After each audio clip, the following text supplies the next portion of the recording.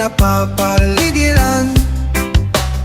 Ang naipuong maawit, tutas kahit tamis.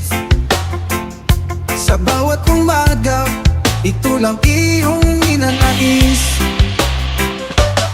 Sa bukid, mararanasan mo ang kapayapaan.